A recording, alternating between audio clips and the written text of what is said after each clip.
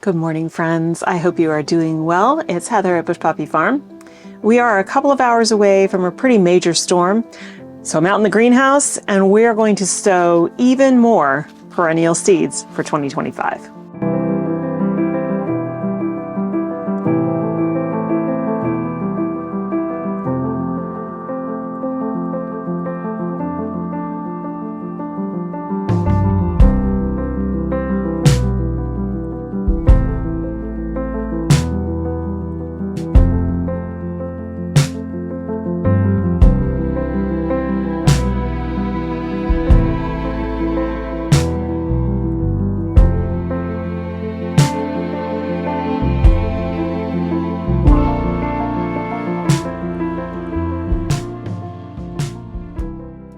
So it rained all day yesterday. That was the first of a few storms that are coming through, and we got 2 inches, which is a lot over a 24-hour period. This coming storm that's coming tonight, we could see almost twice that, so we'll see how it goes. Whenever we get that much water all at once, it generally doesn't go well. There's supposed to also be very high winds with this storm, 40 to 50 mile an hour winds, and so we could see some downed trees and things like that. Hopefully, it will all go well. We'll get the needed water and there won't be any major catastrophes. But because it's too wet to be working outside, it's not actively raining at the moment, but the ground is just super wet. So there's not much I can do outside right now without becoming a big chunky mess of clay.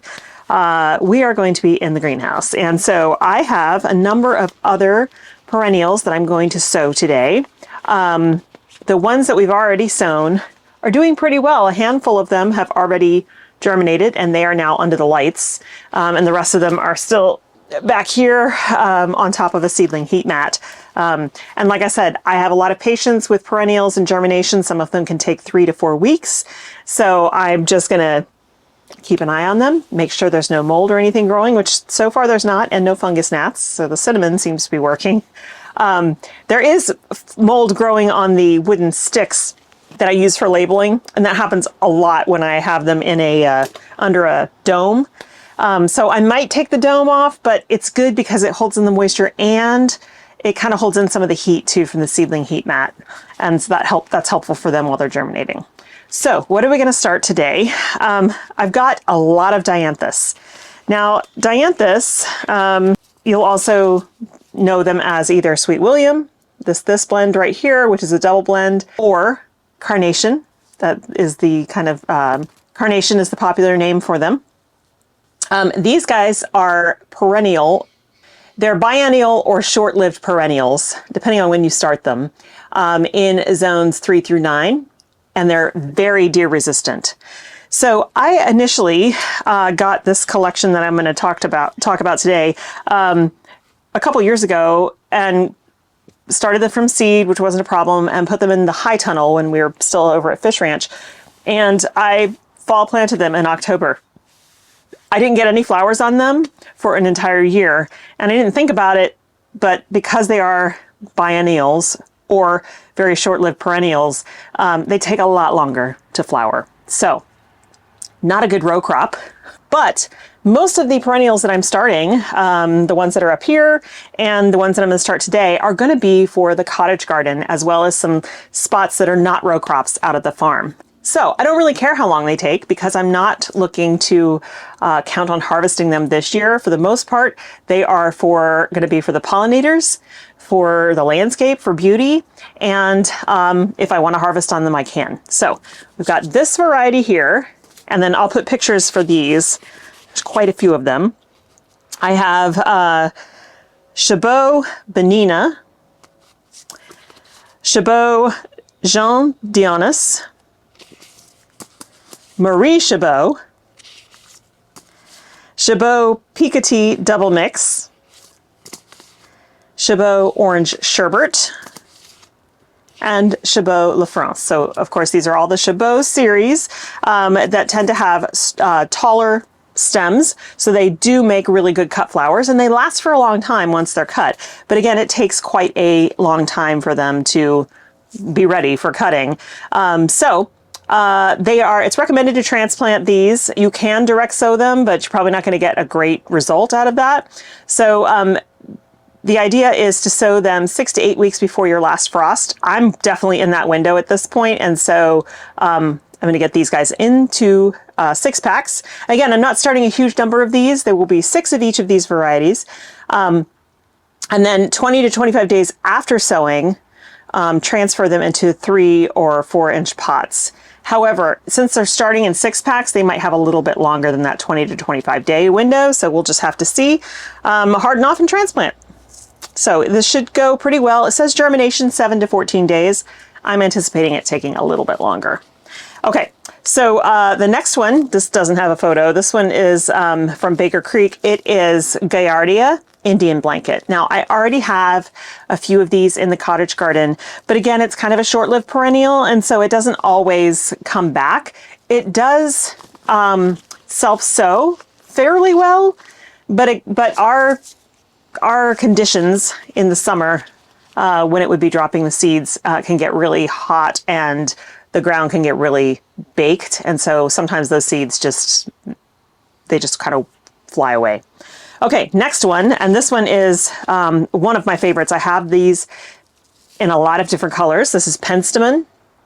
This one is Rocky Mountain Blue. It's perennial in zones 4 through 9. This is a favorite of pollinators. It's a tubular kind of flower, kind of like a snapdragon. And so all kinds of pollinators enjoy these. And they're just gorgeous in the landscape. So again, you can sow these outside 6 to 8 weeks before your average last frost, or 6 to 8 weeks before your average last frost, you can sow inside. So we're going to be doing that today. These are also deer resistant. So if you have places like me that are not fenced in, you can put these guys out there. It doesn't mean that they won't get eaten, but they are like one of the last choices on a deer's list if they've got other forage.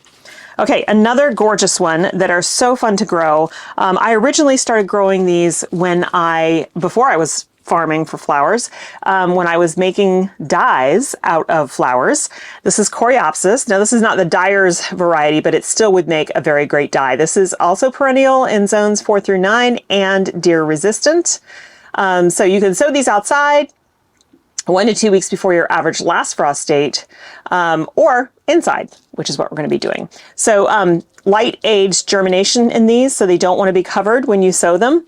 The thing also, I meant to make a note about the penstemon.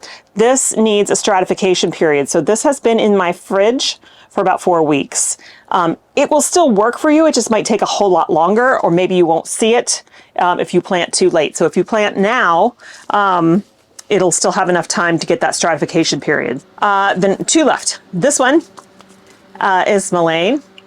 This is Verbascum, Shades of Summer. I so love this one. It's so beautiful. It's pretty drought tolerant. We have them around here that grow natively. It's a yellow variety, especially up in the more alpine regions. And it's perennial zones 5 through 8 and very deer resistant.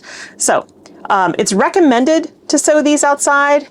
I, however, am going to take some control over it and sow it here. I also have plenty of seed in here that I can sprinkle in the cottage garden if I want to, but I do notice that when I direct sow these, I don't have as much luck. So I'm going to try it in 6 packs. And then the final one we're starting today is a calendula. I have a lot of calendula in the front garden with the vegetables and stuff, but it's starting to need a refresher. So I've got a new one here for me called Racina calendula. It's really easy to grow. It's 18 to 24 inches tall. You can direct sow this, or you can start it early. And because this is a Hudson Valley seed packet, I will show you the artwork. Isn't that so pretty?